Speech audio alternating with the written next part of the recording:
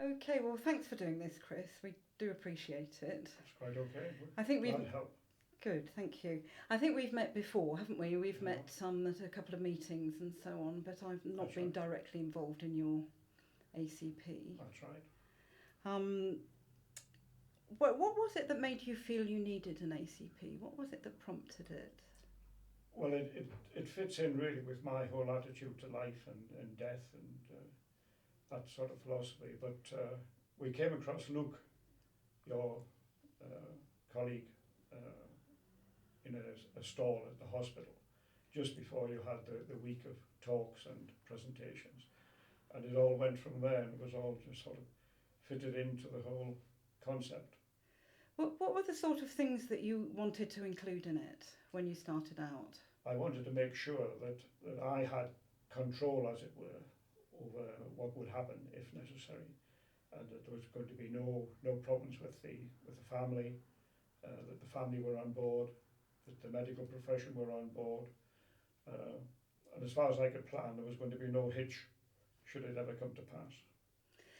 Was there anything that had prompted that? Had you had any family experiences or anything like that that had made you Not feel really, it was a except good my idea? daughter is a consultant with the NHS in the high dependency unit, and she sees some terrible problems with families at the end as to what should happen and what should life support systems be taken off, etc. And she's fully supportive of the whole thing. So she'd seen family tensions because people didn't know what somebody That's right. wanted. Yes. Yeah. When you started writing your ACP, did you change your mind about anything? Did it change your thinking at all once you started trying to write things down? Not really. The main thing, both my wife and I were concerned that we got the phraseology right, so there'd be no doubt among the medical staff or anybody, should it come to pass, that they were our wishes. Mm. It is tricky, isn't it? It is. Well, Luke pointed out that the wording is quite critical in a legal sense, and that was a great help. Okay. How do you feel now that you've done it? I feel relieved in a way. It's rather like writing a will. Mm-hmm. It's another problem out of the way, and you can Mm-hmm. get on with life and live every day.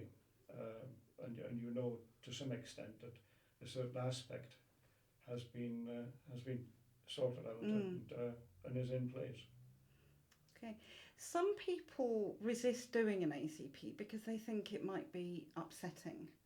What would you say to people who are putting it off or skirting around it? Well, we have quite a lot of friends who literally don't want to talk about dying at all.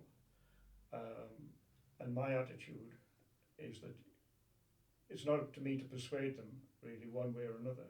It's not for everybody. Mm-hmm. And people, I think, largely don't want to talk about the end. But it's a practical thing. It's going to happen to everybody. Why not sort it out?